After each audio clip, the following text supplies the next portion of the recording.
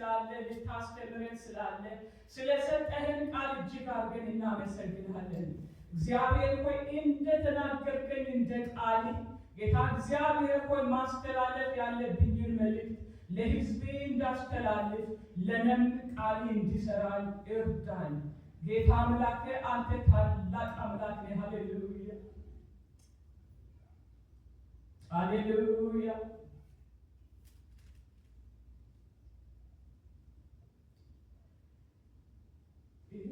እንነጠቃለን በደስታ ወደ ላይ በአባቱ ቀኝ ያለው ሲጠራን ከሰማይ እንኖራለን በዛ በታላቅ ደስታ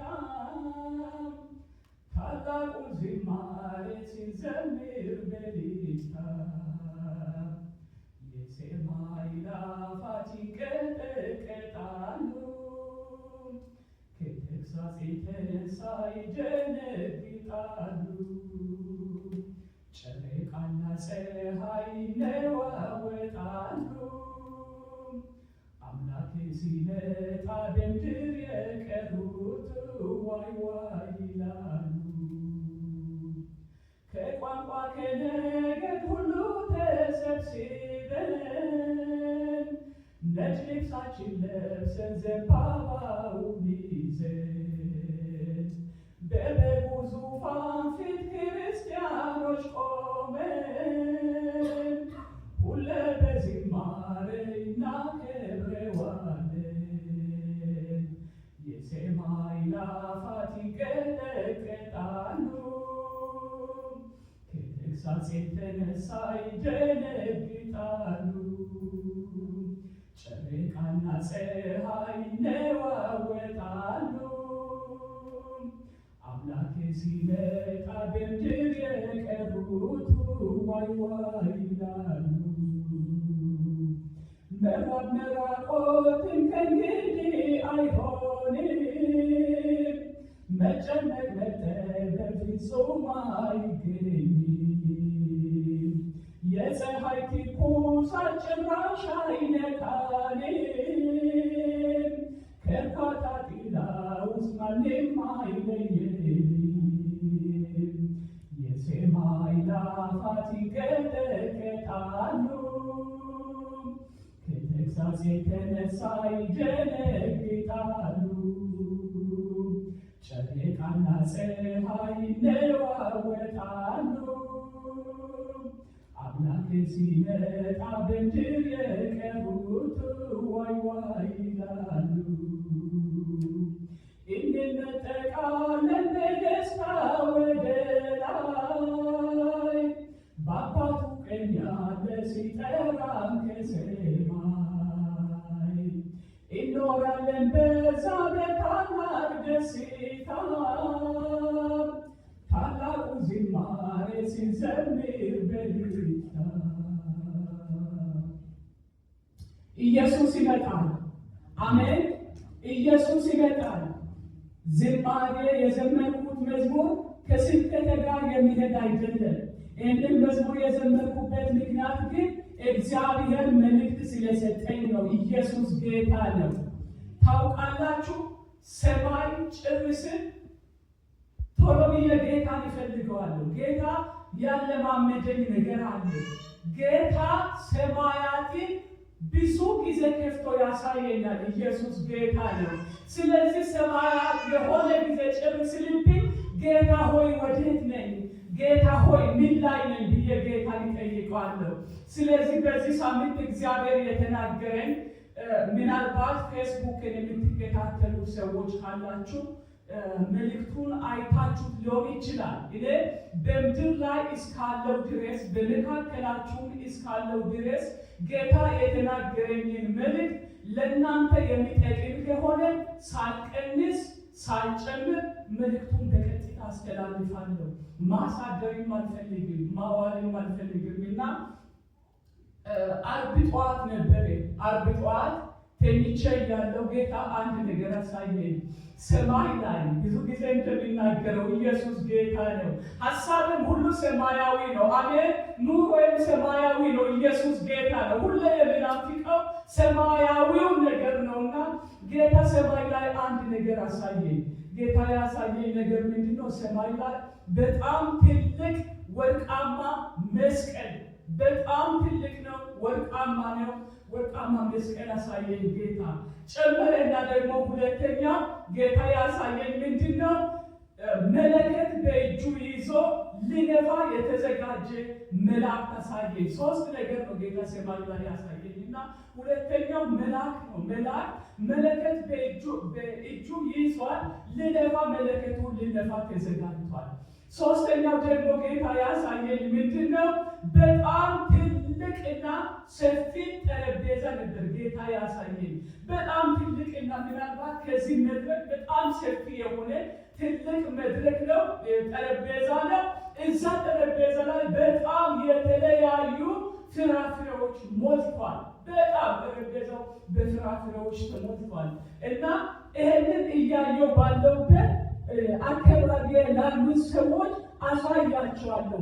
እዩት፣ ሰማይ ላይ ያለው ጌታ የሚያሳየኝን እዩት፣ መስቀሉን እዩት፣ መለከት ሊነፋ የተዘጋጀ መላእክቱን እዩት፣ ጠረጴዛው ላይ የሞላ ፍራፍሬውን እያልኩኝ አጠገቤ የነበሩትን ሰዎች እያሳየኋቸው ድንገት ለስራ ያው የአሜሪካ ኑሮ ነውና የሞላ ነው የሰዓታችን አላርም ቀሰቀሰን እና 4:30 ላይ ነበር ያንን እያየሁ የነበረ አላርም ቀሰቀሰኝ ማለት ነው።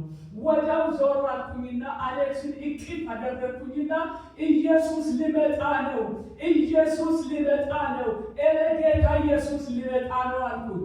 እሱ አልገባውምና እንዴት ይጋብሰኛል? አይደለም ምን ነው ብለህ ጠይቀኝ፣ ለምን ብለህ ጠይቀኝ አልኩት።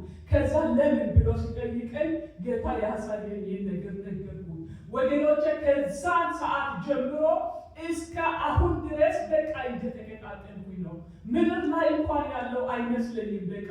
ምክንያቱም ተስፋችን የሁላችን ተስፋ እዛ ስለሆነ ዛሬ ሊላችሁ የሚፈልገው ምንድነው? ኢየሱስ ሊመጣ ነው። አሜን። ኢየሱስ ሊመጣ ነው። ሩቅ አይደለም። ሩቅ እንደምንጠብቀው አይደለም። ኢየሱስ በቅርብ ይመጣልና ተዘጋጅታችሁ ኢየሱስን ጠብቁ። ሁለተኛው መልእክት አለ ጌታ የሰጠኝ። ሁለተኛው መልእክት ግን በስብከተ መሃል እነግራችኋለሁ። ኢየሱስ ጌታ ነው። ሃሌሉያ። እግዚአብሔር ይናገራል። እግዚአብሔር ይናገራል። እግዚአብሔር ሲናገር ደግሞ ቁጠባ የሚባል ነገር አያውቅም እግዚአብሔር። ምስጢር የሚባል ነገር አያውቅም እግዚአብሔር። ለልጆቹ ሲናገር እግዚአብሔር ተናገረ ነው። አሜን።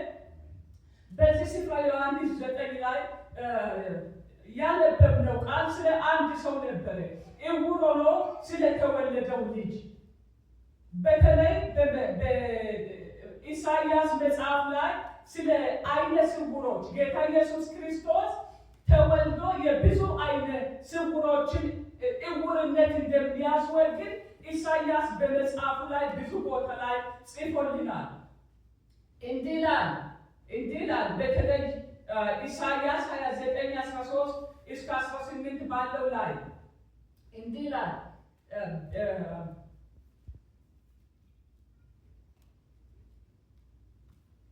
ይህ ሕዝብ በአፉ ወደ እኔ ይቀርባል፣ በከንፈሮቹ ያከብረኛል፣ ልቡ ግን ከእኔ የራቀ ነውና በሰዎች ሥርዓትና ትምህርት ብቻ ይፈራኛል። በዚህ ሕዝብ መካከል ድንቅ ነገር አደርጋለሁ ይልና ቁጥር 18 ላይ ምን ይላል? በዚያን ቀን ደንቆሮች የመጽሐፉን ቃል ይሰማሉ፣ የዕውሮችም ዓይን ከጭጋግና ከጨለማ ተለይተው ያያሉ ይላል። ኢየሱስ ጌታ ነው። ኢሳይያስ 35:4 ላይ እግዚአብሔር በበቀልና በብድራት መጥቶ ሕዝቡን እንደሚያድን ከተናገረ በኋላ ቁጥር 5 ላይ ይላል፣ እግዚአብሔር በሚመጣበት ጊዜ የዕውሮች ዓይን ይገለጣል፣ የደንቆሮች ጆሮ ይከፈታል ይላል።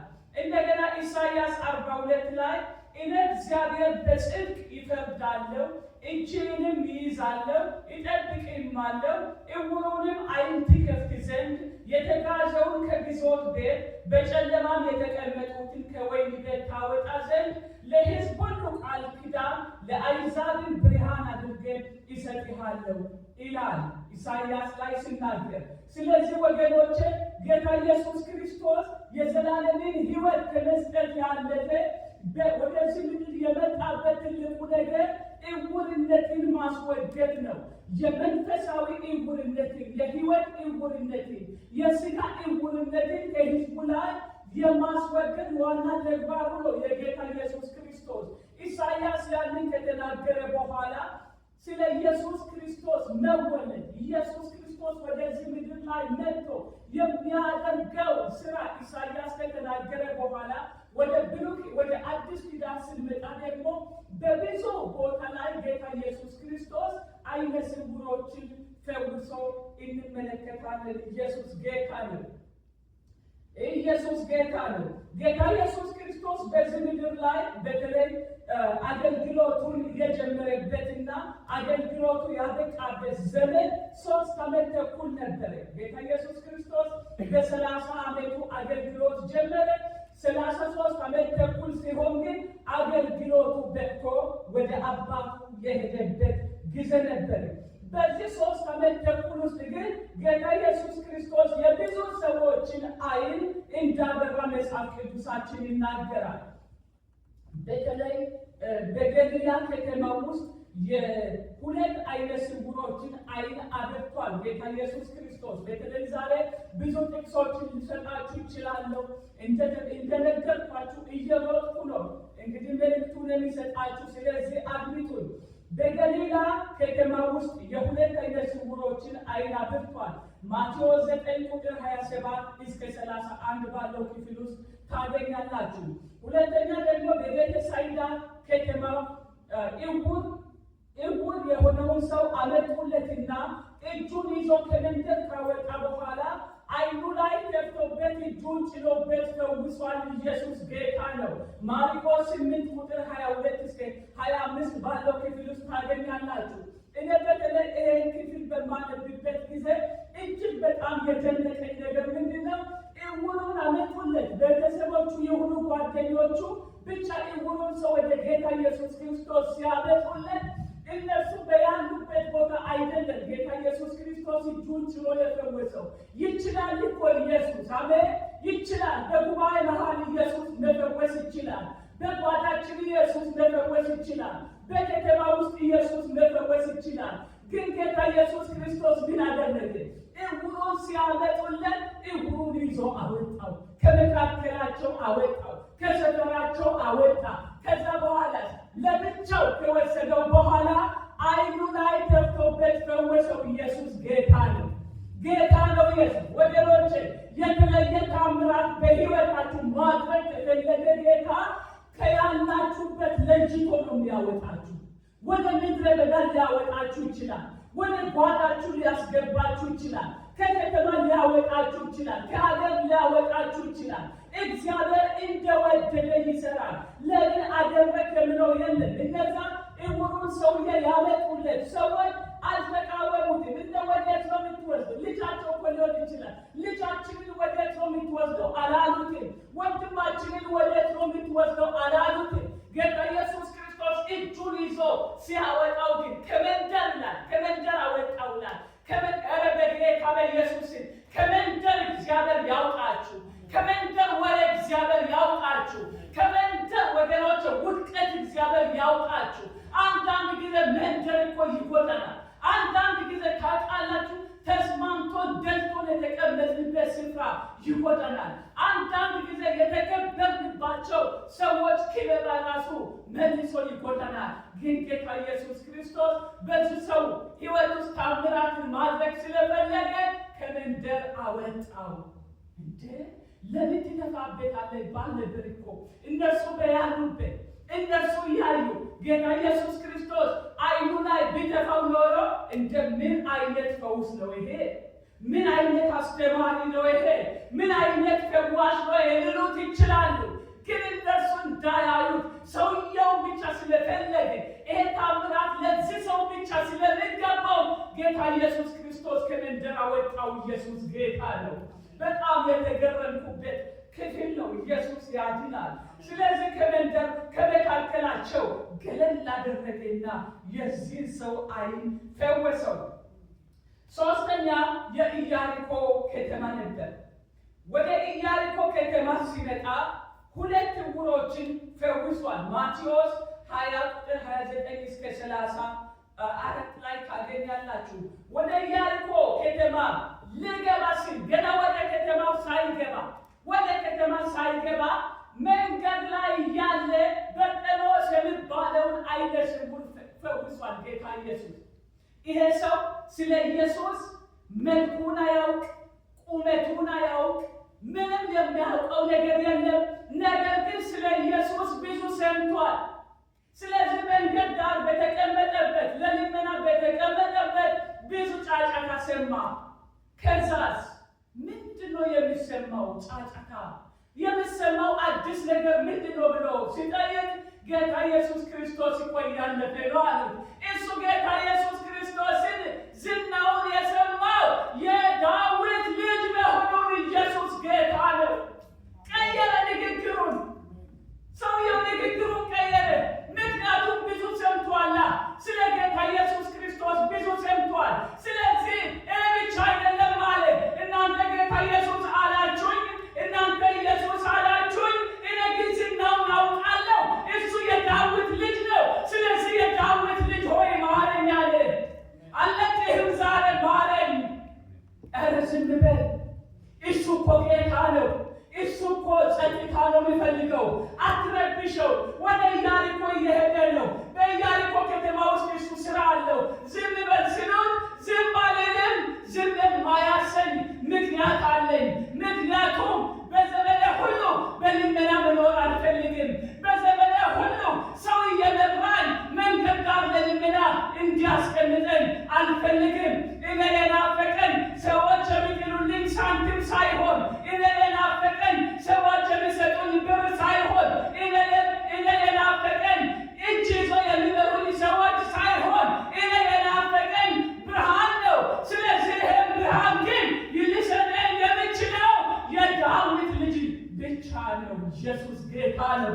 ኢየሱስ ጌታ ነው። ብርሃንን የሚሰጥ የዳዊት ልጅ፣ የሕይወትን ብርሃን የሚሰጥ የዳዊት ልጅ፣ የሥጋ ብርሃን የሚሰጥ የዳዊት ልጅ ዛሬ የጨለመብን፣ ዛሬ ወገኖቼ የተሰወረባችሁ ነገር ቢኖር፣ በጨለማ ተከባችሁ ቢሆን የዳዊት ልጅ የሆነው የናዝሬቱ ኢየሱስ ጨለማችሁን ያበራል። ኢየሱስ ጌታ ነው።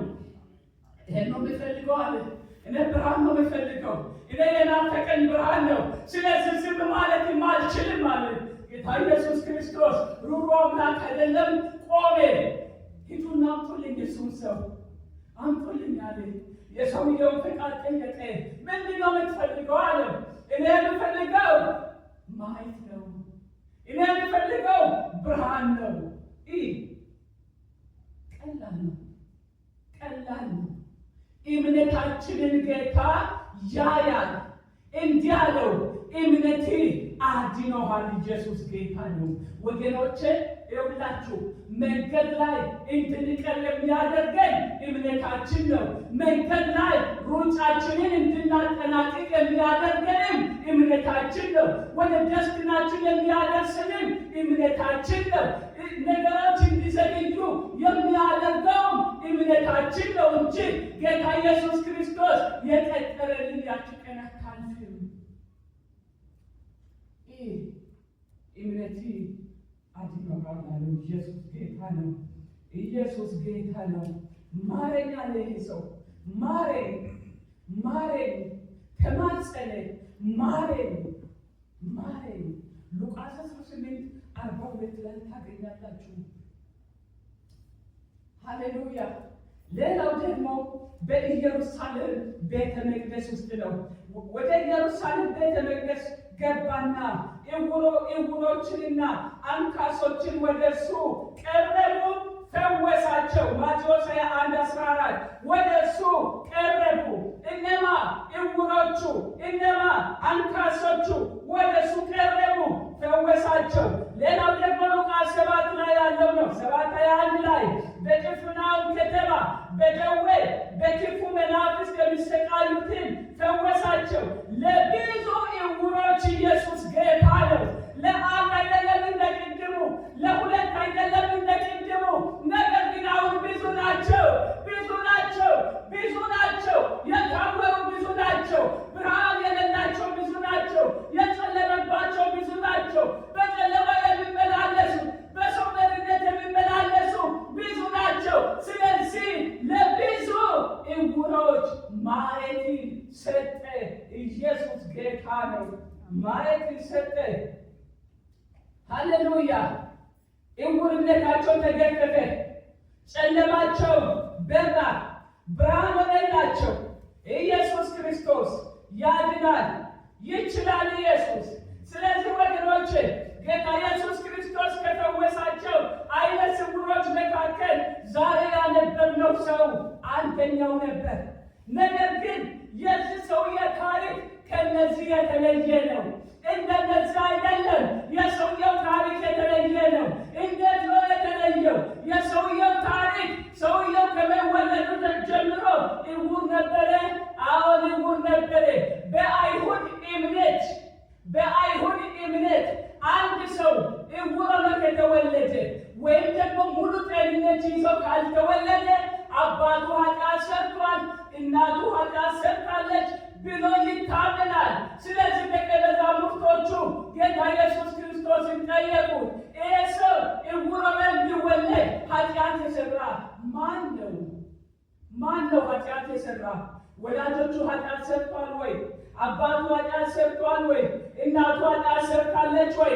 ወይም ደግሞ ራሱ ኃጢአት ሰርቷል ብሎ ጠየቁት። እኔ ጥያቄያቸው እጅግ በጣም ነው የገረመኝ። ለምን እንደሆነ ታውቃላችሁ? ሕፃን ልጅ ገና ሳይወለድ እንዴት ኃጢአት ሰርቶ ሊወለድ ይችላል? ሰው እኮ መጽሐፍ ቅዱሳችን እንደምናገረው በኃጢአት ሊወለድ ይችላል። በኃጢአት ተጸንሶ በኃጢአት ሊወለድ ይችላል። በዛ አይነት መልኩ የወላጆቹን ኃጢአት ውርስ አድርጎ መወለድ ይችላል እንጂ ሕፃን ልጅ ኃጢአት ሰርቶ አይወለድም። እንደ ጥያቄያቸው እኮ በጣም የሚገርም ነው። ወላጆቹን ኃጢአት ነው የሰሩት ወይም ደግሞ እሱን ኃጢአት የሰራ? ከመወለዱ ጀምሮ ዕውር የነበረው ኢየሱስ ጌታ ነው። የዚህ ሰውዬ ዕውርነት እንዴት ነው የተለየ? የተለየማ እንዲህ ነው። ጌታ ኢየሱስ ክርስቶስ እንዲህ አላቸው፣ ወላጆቹ ኃጢአት አልሰሩም፣ እሱም ኃጢአት አልሰራም። ነገር ግን ይሄ የሆነው የእግዚአብሔር ሥራ በእርሱ እንዲገለጥ ነው። ሃሌሉያ! የእግዚአብሔር ሥራ ወገኔ፣ ታውቃለህ፣ አንዳንድ ጊዜ በመከራ ውስጥ ስታልፍ እግዚአብሔር የሚፈልገው ስራው በሕይወት እንዲገለጥ ነው። የእግዚአብሔር ድንቅ ስራ በሕይወት እንዲገለጥ ነው። የእግዚአብሔር ድንቅ ስራ በሕይወትሽ እንዲገለጥ ነው። ኢዮብ ምዕራፍ 4 ላይ ከወዳጆቹ አንዱ እንዲህ አለው ኢዮብን፣ ጻድቅ ሆኖ መከራን የሚቀበል የለም ማለት። ጻድቅ ሆኖ መከራን የሚቀበል የለም። ኃጢአት የሚዘሩ ኃጢአትን ያጭዳሉ ብሎ ሲፈርድበት እንመለከታለን። ኢዮብ ምዕራፍ 4:7 አካባቢ እንደዚህ ነበር የፈረዱበት እነዚህ ደቀ መዛሙርቶቹ። እሱ ኃጢአትን ሰርቷል፣ ቤተሰቦቹ ኃጢአትን ሰርቷል። አይደለም አለ ኢየሱስ። የእግዚአብሔር ስራ ብቻ አይደለም። ይሄ ምንድን ነው? የእግዚአብሔር ድንቅ ስራ በሕይወቱ እንዲገለጥ ነው። ስለዚህ ለሰውየው የተቀጠረለት ቀን ዛሬ ነው። ዛሬን አያልፍም። ጨለማው ዛሬን አያልፍም። መከራው ዛሬን አያልፍም።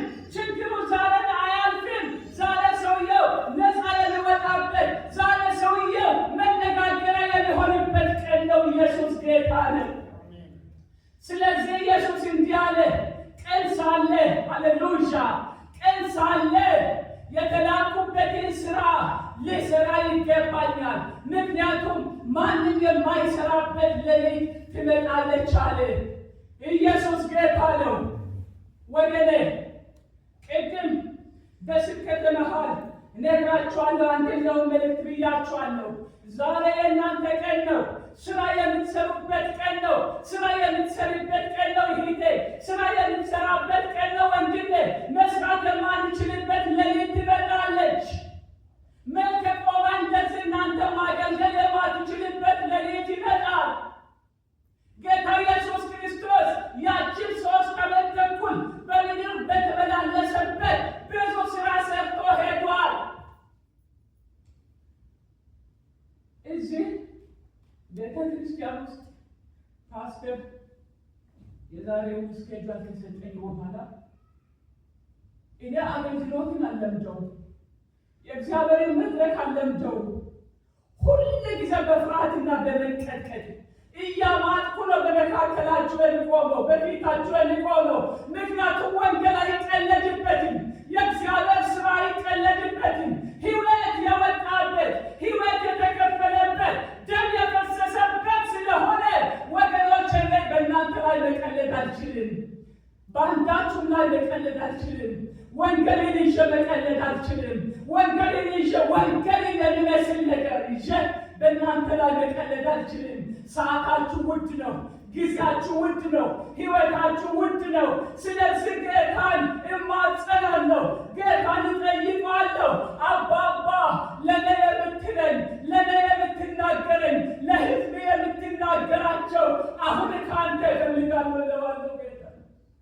ጌታ መልእክት ይሰጠኛል። ምን ማለት እንዳለብኝ መልእክት ይሰጠኛል። ስለዚህ መጸለይ ጀመርኩኝ። ጌታ አንድ ነገር ተናገረኝ በሕልሜ። እኔ ነግራችኋለሁ። በሕልሜ ነው ጌታ ከጌታ መልእክት የሚቀበለው። ባለቤቴ ያውቃል፣ አሌክስ ያውቃል። ጥርት ያለ መልእክት ይቀበላለሁ። ያንን መልእክት መንገድ ነው ጌታ ያለማመደኝ። ስለዚህ ጌታ እንዲያሳየኝ እዚህ መድረክ ላይ ቆሜ ይሰብካችኋለሁ። እዚህ መድረክ ላይ ቆሜ ሲሰብካችሁ እዚህ መድረክ ላይ የተሰራው ምናልባት ሊፍት የሚመስል ነገር እንደዚህ ከቦኛል። በዛ ውስጥ ቆሜ ነው የማገለግላችሁ። እዛ ውስጥ ሊፍቱ በጣም ነጭ ነው እና በጣም ነጭ ነው። እዛ ውስጥ ቆሜ ነው ማገለግላችሁ። እዛ ውስጥ ቆሜ ሳገለግላችሁ የተሰጠኝ መልእክት ግን ስራ ስሩ የሚል ነው። ታይትሉ የተሰጠኝ መልእክት ስራ ስሩ፣ ስራ ስራ ስራ ስሪ። የተሰጠሽ ቀን ስለሆነ፣ የተሰጠሽ ዘመን ስለሆነ፣ የተሰጠሽ ዘመን ስለሆነ ስራ ስሩ የሚል መልእክት ጌታ ሰጠኝ። በዛ ዙሪያ በጣም እያገለገልኳችሁ ባለውበት ሰዓት ድንገት ሳላውቅ ሊፍቱ ወደ ላይ ወሰደኝ፣ ጣራውን ሰንጥቆ ወሰደኝ። ከዛ በኋላ በጣም ብዙ ሰዎች ከውጭ ብዙ ሰዎች እየተሯሯጡ መጡ። እየተሯሯጡ ሲመጡ ግን ሊፍቱ ወደ መሬት ወይም ወደ መድረክ እንደገና መለሰኝ። እኔ ምስጢሩን አውቃለሁ። ምስጢሩን ይገባኛል። ምስጢሩ ምን ማለት እንደሆነ ይገባኛል። እኔ ጊዜ አለኝ፣ እኔ አገልግሎት አለኝ፣ እኔ ጌታ በእኔ ምክንያት አለው። እኔ ገና ስራዬን አልጨረስኩም። እኔ ገና የወንጌልን ስራ አልጨረስኩም። በዚህ ምድር ላይ መኖሬ ወገኖቼ ለወንጌል ስራ ነው፣ ለድሎት አይደለም። ስለዚህ ጌታ ኢየሱስ ክርስቶስ በዚህ ስፍራ ላይ ያስቀመጠው ነገር ከዛ በኋላ ነው በኃይል መልእክት ውስጥ ሞላ። መልእክቱን ማንበብ ጀመርኩኝ። መልእክቱን ማንበብ ሲጀምር ግን መንፈስ ቅዱስ ያየሁትን ነገር አጸናልኝ።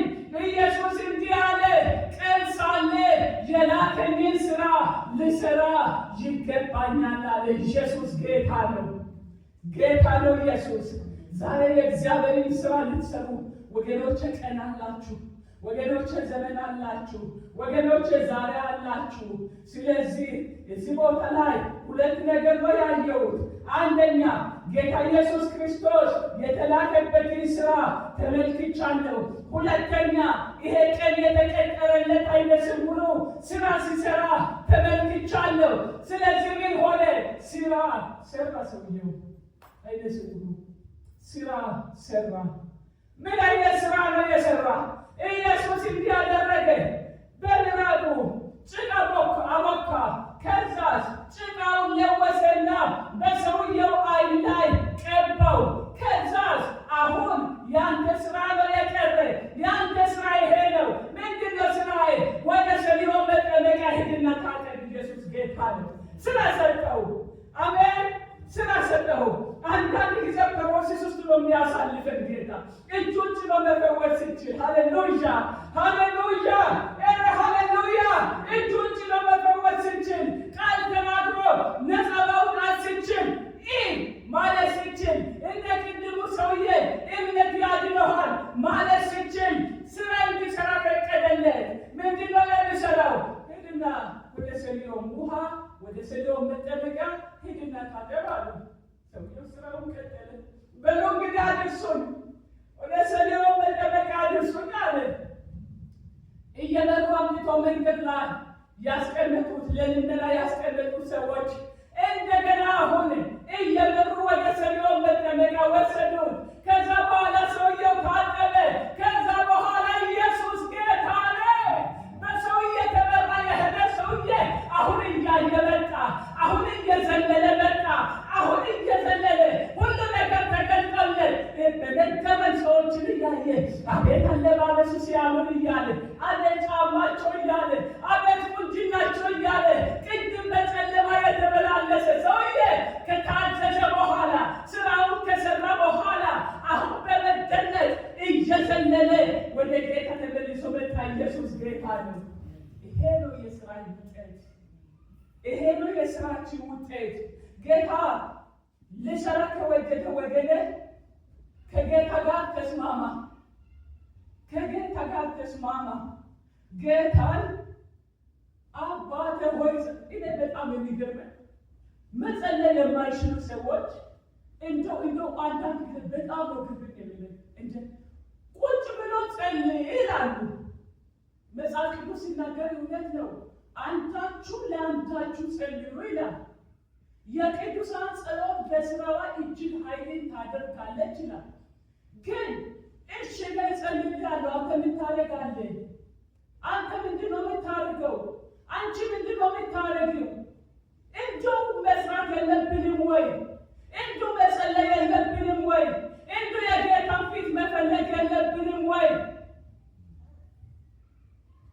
ኧረ መንፈስ ቅዱስ ያውቃል። ኧረ መንፈስ ቅዱስ ጸጋውን ያብዛልን። እኛ ምን እንስራ እንጂ እኛ ምን እንስራ? ስለዚህ እንዲህ አለ፣ የእግዚአብሔር ስራ፣ የእግዚአብሔር ድንቅ ስራ በሕይወቱ እንዲገለጥ እንጂ እሱ ወይም ወላጆቹ ኃጢአት አልሰሩም አለ ጌታ ኢየሱስ። እኔ አንድ ነገር አምናለሁ።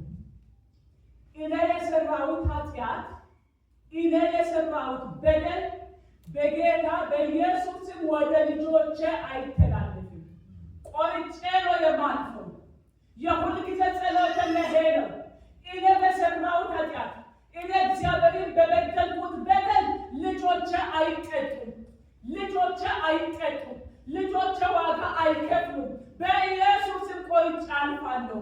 ቆርጣችሁ ይለፉ። ወደ ልጆቻችሁ አይተላለፍ። ወደ ልጆቻችሁ አይሂድ። ልጆቻችሁ ዋጋ አይከፍሉ። እናንተ በሰራችሁት ኃጢአት፣ እናንተ በሰራችሁት በደል፣ እናንተ እግዚአብሔርን በበደላችሁት በደል ለምን ምንም የማያውቁ ልጆች ዋጋ ይከፍላሉ። እኔ ቆርጬ አልፋለሁ። አይተላለፍም። ቆርጣለሁ። አይተላለፍም። አሁን የእግዚአብሔር ስራ፣ የእግዚአብሔር ድንቅ ስራ በሕይወቱ የሚገለጥበት ቀን ሆነ። ጌታ ድንቅ ነው። ጌታ ፈዋሽ ነው። አሁን እሱ ድንቅ ነው። አሁን እሱ ፈዋሽ ነው። እንዴት እንደሚሰራ ያውቃል ጌታ። ስለዚህ ለዚህ ሰው ዛሬ ቀን ተቀጥሮለታል። ይሄ ቀን ያለ ስራ የሚያልፍ ቀን አይደለም። ምክንያቱም አንድ ቀን ሌሊት የሚሆንበት ቀን ስለሚመጣ። ስለዚህ ሰውየው ከተፈወሰ በኋላ ወገኖች ለሰውየው ኮንፈረንስ ተደረገ። በጣም እኮ የሚገርመው ሰውየው ይጠሩታል ጎረቤቶቹ። እንዴ እውር የነበረው ያ የምናውቀው ሰው መንገድ ዳር ተቀምጦ የሚለምነው አልነበረም ወይ ይላሉ። የከተማው ሰው እሱን ይመስላል፣ ግን እሱ አይደለም ይላሉ። አይሁዶቹ አምጡልን እሱን ሰው። እንዴት ነው ሊፈወስ የቻለ? እንዴት ነው አይኑ ሊበራ የቻለ? ይጠይቁታል። ወገኔ እኔ አንድ ነገር ልንገርህ፣ እግዚአብሔር በሕይወት ያደረገው ድንቅ ስራ ለአንተ ብቻ ነው የሚገባ እንጂ አካባቢ ላለው ሰው ሊገባ አይችልም። አንዳንድ ጊዜ እንደ እብድ ስትጮህ ሁኔታውን እያሰብክ፣ አንዳንድ ጊዜ እየዘለልክ ስትዘምር፣ እልል እያልክ ስታበልክ ሰዎች ሊገባቸው አይችልም። አንተ ግን ታውቃለህ፣ ከየት እንዳነሳ ታውቃለህ፣ ምን እንደተደረገልህ ታውቃለህ፣ ምን እንደሰራልህ ታውቃለህ። ስለዚህ ሰውየው ኮንፍራንስ ለኮንፍራንስ አደረጉ። እንዴት ነው እስኪ ንገረን፣ እንዴት ነው ፕሮሴሱ? ምን አደረገልህ? ያደረገልኝማ ሰዎች ሲነግሩኝ በምራቁ ጭቃ ለወሰ አሉ። ከዛ በኋላ ግን ጭቃውን አይኔ ላይ ሲቀባው ይታወቀኛል፣ ይሰማኝ ነበር አይኔ ላይ ሲቀባው አለ። ከዛ በኋላ አንድ ትእዛዝ ሰጠኝ። ትእዛዙም በሰሊሆም መጠመቂያ ሂድና ታጠብ አለኝ።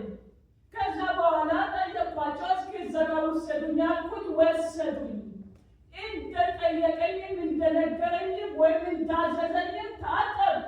ከዛ በኋላ አየሁ። እኔ ከዚህ በዘለለ የማውቀው ነገር የለኝም ማለት ሰውየው። አይገርምም? እናው አዎ ወላጆቹን አምጡልን አሉ። ወላጆቹ ተጠርቶ መጡ። ወላጆቹ የሚገርም ጥያቄ ጠየቁ። ምንድን ነው ያለ ሰውየውን እዚህ ጋር ቆሙትና እናንተ ዕውር ሆኖ ተወለደ የምትሉት ልጃችሁ ወይ? እንደዚህ ነበር የሚታየኝ እኮ ፒክቸሩ። ጌታ ምስክር ቃሉን ሳነበው እንደዛ ነበር የሚታየኝ። ምክንያቱም እናንተ ዕውር ሆኖ ተወለደ የምትሉት ልጃችሁ ይሄ ነው እንደብለው ጠየቁ። ወላጆቹ መልሰላቸው። መልሳቸው ምን ነበረ? መልሳቸው እኛ አንድ ነገር እናውቃለን አሉ። ምንድን ነው የሚታወቁት? ዕውር ሆኖ እንደተወለደ እናውቃለን አሉ። እሺ ከዛማ እንዴት እንደተፈወሰ አናውቅም አሉ። ፈርዋ ዋጋ የሚያስከፍላቸው መሰላቸው። ከጉባኤ የሚባረሩ መሰላቸው።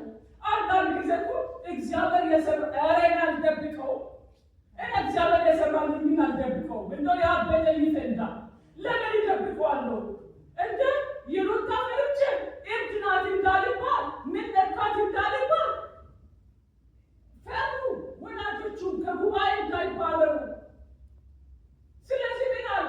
እኛ ዕውር ሆኖ መወለዱ ብቻ ነው የምናውቀው፣ እንዴት እንደተፈወሰ ግን አናውቅም።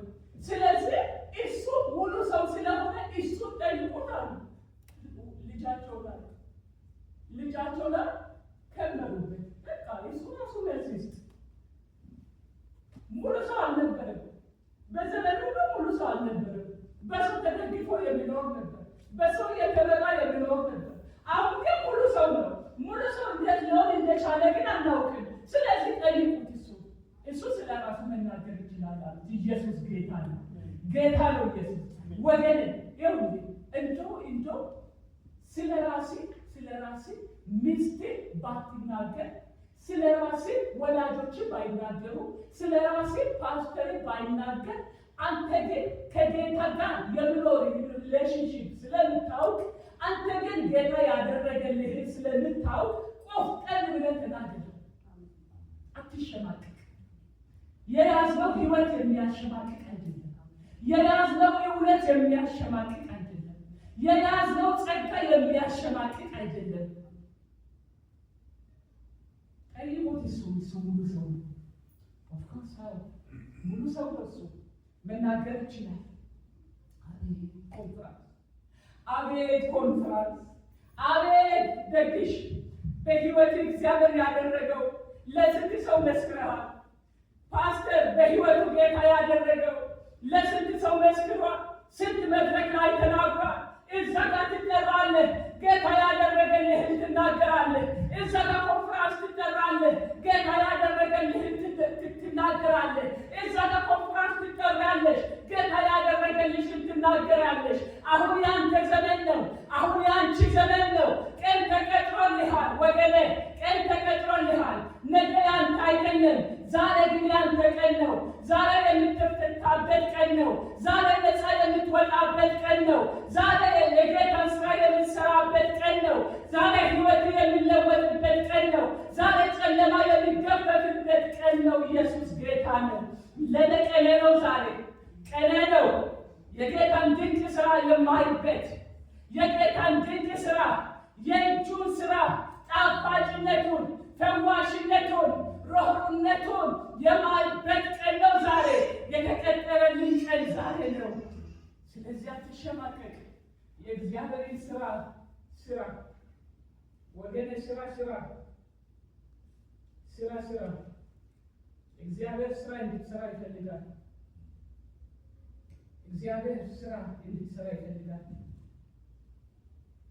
እንዲህ አሉት ሰውየው፣ አንተ ብነካ አንተ እኮ ፈወሰኝ የምትለው ሰውዬ አሉት። አንተ እኮ ፈወሰኝ የምትለው ሰውዬ ከወዴት እንደሆነ እኛ እናውቅም አሉ። ሰውዬው እኮ ኃጢአተኛ ነው። እንዴት ፈወሰኝ ትላለህ? ኃጢአተኛ ይሄን መፈወስ አይችልም። ይሄን ሊያደርግ አይችልም። እኛ እናውቀዋለን። አይናማዎች ነበርን። ህይወቱን ሁሉ እናውቀዋለን። ከወዴት እንደሆነ አናውቅም ስሉ ሰውየው አቤት አለማወቃችሁ ይደንቃል። እናንተ ጤናማ ሆናችሁ በዘመናችሁ ሁሉ እዚሁ ከተማ ውስጥ ኖራችሁ ይሄ ሰው ከወዴት እንደሆነ ባለማወቃችሁ እጅግ በጣም ይደንቃል። ሰውየው የዋዛ አይደለም፣ መልስ ሰጥ የዋዛ አይደለም። ምክንያቱም ተፈቶ ነው የመጣ ሰውየው፣ ከጨለማ ውስጥ ነው የተለቀቀ ሰውየው። ስለዚህ ይደንቃል። አናውቅም አላችሁ ሰውየው። እኔ ግን አንድ ነገር አውቃለሁ አሉ። ምንድን ነው? እኔ የማውቀው አሉ እናንተ ኃጢአተኛ ነው ከወዴት እንደሆነ አናውቅም እንደምትሉት ሳይሆን እኔ ስለ ሰውየው የማውቀው ከኔ በፊት የነበረውን አላውቅም። ነገር ግን ከዛሬ ጀምሮ ከዚህ ጠዋት ጀምሮ እኔ የማውቀው ሰውየው ፈዋሽነቱን አውቀዋለሁ። ምክንያቱስ ኃጢአተኛ ሰው ይሄን ሊያደርግ አይችልም። ኃጢአተኛ ሰው ታምራትን እንዲህ አይነቱን ታምራት ሊሰራ አይችልም። ስለዚህ እኔ የሰውየውን ጽድቅ፣ እኔ የሰውየውን ፈዋሽነት፣ እኔ የሰውየውን ርኅራኄነት ነው የማውቀው፣ መሐሪነቱን ነው የማውቀው። እናንተ የምትሉትን አላውቅም። ይልቁንስ ስለ ንግግራችሁ ደንቆኛል። አናውቅም ማለታችሁ ገርሞኛል አለ ሰውየው። እኔ የእሱን ፈዋሽነት አውቃለሁ፣ እመሰክራለሁ። ፈዋሽነቱን እመሰክራለሁ።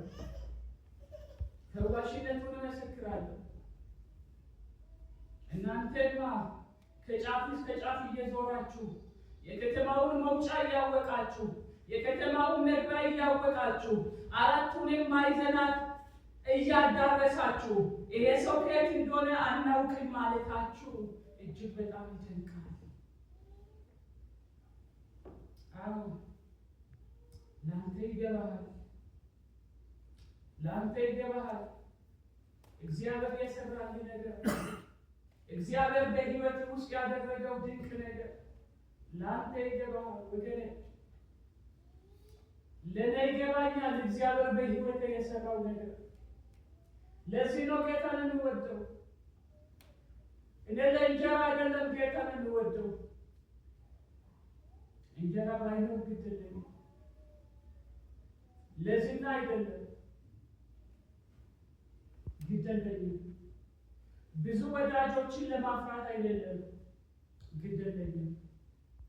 ይገባኛል ጌታ ከየት እንዳነሳኝ፣ ይገባኛል ጌታ እንዴት እንዳሳደገኝ፣ ይገባኛል እንዴት በፊታችሁ እንዳቆመኝ ይገባኛል። ይገባኛል ወገኔ፣ ሰዎች ስላንተ እንዲያወሩ እንዳትጠብቅ፣ የጌታ ሁኔታ ይገባሃል። ይሄ ሰው ወላጆቹ እንኳን መልስ ሊሰጡበት አልቻሉም፣ ድፍረት አላገኙም። አዎ ልጃችን ዕውር ሆኖ ተወለደ፣ ግን ጌታ ኢየሱስ ክርስቶስ ዓይኑን አበራ ማለት አልቻሉም። ተሸማቀቁበት፣ ልጃቸውን አሳልፎ ሰጡ። ቢወገርም እሱ ይወገራል፣ ቢባረርም እሱ ይባረራል። ከህብረተሰቡ፣ ከቤተ መቅደሱ፣ ከከተማው የሚያስባርር መልስ ከሆነ እሱ ይባረራል። ኃላፊነት መውሰድ አልፈለጉ። የገባው ሰው ግን ኢየሱስ ጌታ ነው። የገባው ሰው ግን ተናገር። አዎ እኔ ነኝ። አዎ ዓይኖቼን ጭቃ ቀብቶ የተፈወስኩት እኔ ነኝ። እህቶቼና ወንድሞቼ ጌታ ለእኔም ለእናንተም የሚለው ነገር አንድ ነው። ዛሬ ጌታ እንዲህ ይለናል፣ ስራ ስሩ፣ አትቀመጡ። ድሎት የለም፣ ምድር ላይ ድሎት የለም። ምን ያህል ብትፈልግ እንኳን፣ ምን ያህል መከራን ብትሸሽ እንኳን፣ ምን ያህል የቅዱሳንን ቤተ ክርስቲያን ውስጥ መገፋፋት ብትሸሽ እንኳን ድሎት አታገኝም። እየተገፋ ስራ ስራ፣ እያለቀስ ስራ ስራ፣ እያዘንክ ስራ ስራ። ስራ ስሩ። ጌታ ስራ እንድንሰራ ይፈልጋል። የእግዚአብሔርን ስራ የምንሰራበት ዘመን ይሁንልን። እንጸልያለን።